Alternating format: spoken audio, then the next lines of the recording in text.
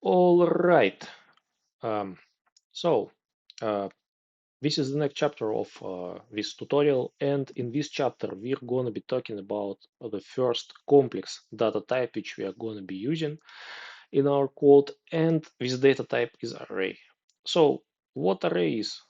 Array is basically a list of values. That's it. Pretty simple. How you define the array? First of all, it's also array could also be stored in the variable. So let's first define the variable which will store our array. And in order to JavaScript to understand what we are going to initialize the new array, we just use the square brackets. Every value which you put into square brackets will be an array element. So if you just put like London, Paris, and then also Berlin here, uh, this will be an array assigned to this variable cities, which contains three elements: London, Paris, and Berlin as strings. Also, arrays in JavaScript, they are not type dependent, so you can put any type of variable it. You can, for example, even put like an array inside the array. It's not a big deal for JavaScript. JavaScript does that a lot. So, how do you access individual elements? This is also easy. You can access them by indexes. Indexing starts with 0. So London is 0, Paris is 1, Berlin is 2. 0, 1, 2. So if we just call cities 1, and let's just comment this out really quick. If you just call it, you will see that we get London. If we call index 2, which is Berlin, we will get Berlin. If we call index 10, which doesn't exist, we will get undefined. Totally expected. Yeah, so basically, that's cool and all. Let's just really quickly create another array for temperatures. So it will be 80, it will be 23, 26, but this doesn't help a lot. So I mean that if we are using like this type of data, we still have uh, to sort of call this function multiple times, but this time we're just going to be using indexes like that. So we have like cities1 here, oops, cities1, and then cities2, and when we'll have temps3 or 5 3 temps2 and temps1. I think it's right. But the thing is, we're still calling this function print city multiple times, and even though it works as expected, as you may already figured that out, we have a pattern here. So only thing that is changing is this little index, index of the element which we use to get an element from the array. And you probably already know where we're going to. We're gonna simplify it once again, and in order to simplify it, we're gonna use something which is called a for loop. For loop is the first language construction which we are gonna be using to control the execution flow. So previously, like if you don't count the functions, what we had is like application just our JavaScript engines just executed our applications from top to bottom. It executed line one by one, but there is a way to modify this flow, obviously, and a for loop is something which we can use to do so.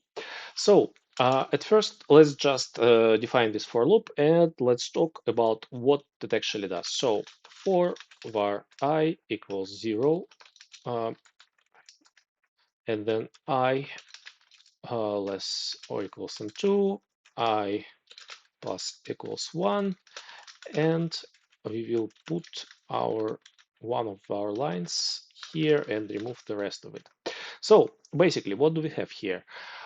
First of all, we have our for keyword, for operator, which says the JavaScript engine that we are going to have a for loop here. Inside the arguments list for the for loop, we need to pass three arguments. First of all, we define mm, our iterator, sort of variable which will control the flow of the for loop. And in this case, it's called I, and its initial value is 0. It is 0 because we are gonna be getting all our cities from index 0. So index 0 will be London, index 1 will be Paris, and so on. Second argument is not is second argument controls how many iterations the loop will be executed.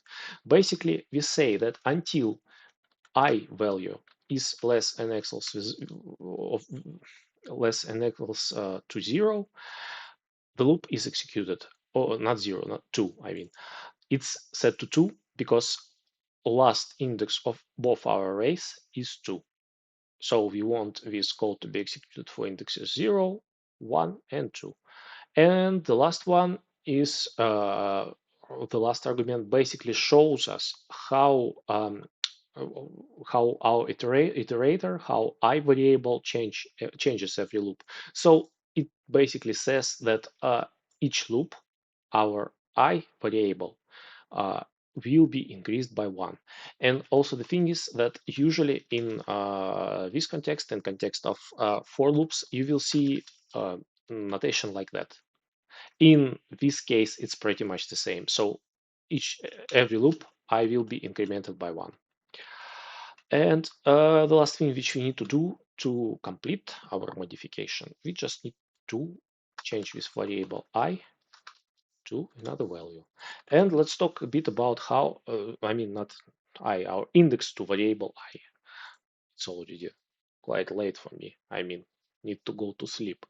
So let's once again go from up to bottom and see how the flow of our application is actually goes here. So first of all, it goes here. It ignores the comment once again. It sees that there is a declaration of cities variable. It's the variable takes the value of this array here with 3 elements. Same happens with temperatures. Then we have our aggregation line, which will aggregate all the outputs from our arrays, from our print city calls. And here we have the for loop, which various fun things starts. So basically, it sees the for loop and it understands that everything which is inside body of for loop should be executed multiple times. How many times? Let's just check it out. So we have I variable, which is our iterator, which controls the flow of our loop. It sees that every loop it need to be incremented by 1. It starts with 0, need to be incremented by 1, and basically the execution stops as I is no longer less or equals than 2. So until this condition is true, the loop will be executed. Basically, on the first loop, I will be 0. It will go inside the body. It will execute print city function, calling, getting like cities element 0 for us, and also same for temperatures. It will hit the end of body of for loop. It will go into the for loop again, but now it will increment I by 1. And this way I will be equal to 1. And so now it will pass 1 here and same here, and so on, so on. It will once again hit the end of the body. It will come back to this line, and this will also work the same way with number 2. And then I will become free, and this condition is not true anymore, so it's false now, and the loop stops here. So it will be called 3 times with index 0, 1, and 2. Basically, that's perfectly what we need. And now if we run the application, we will see that we still get the correct line, and our sort of our code looks much more professional than it was before. We just did a huge leap in quality. So there is also another thing which we need to discuss, sort of need to discuss regarding the arrays, and this is that these variables which hold the array, they act a little bit different for variables in general, work a little bit different for primitive types and for complex type. Let's say you have a primitive variable like a and it equals to 1. So now if you have a variable b and it is called, let's say, it's let's say 3, and now if you,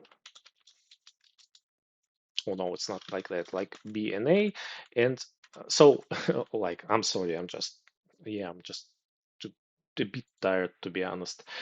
If so basically first we define variable a, and it will be equal to 1.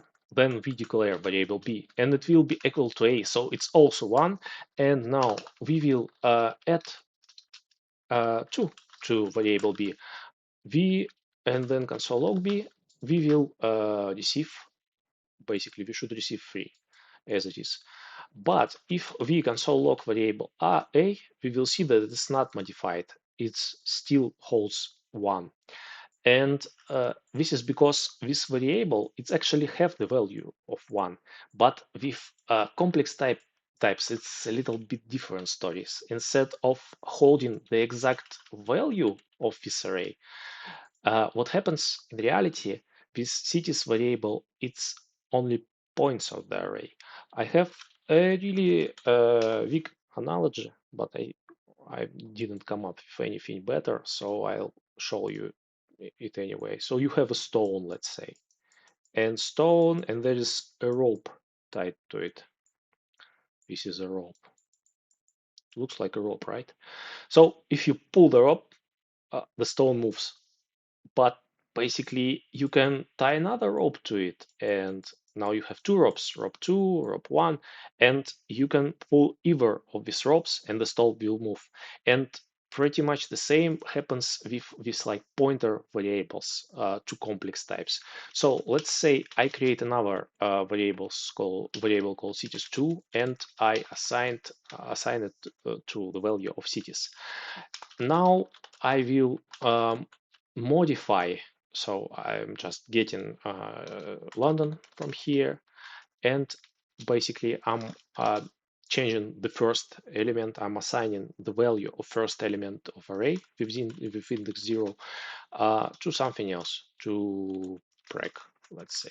So now if I console log uh, first element of array cities here, it should, like by logic, it should be that this array, it's not modified because I'm only modifying cities 2. But in reality, what will happen?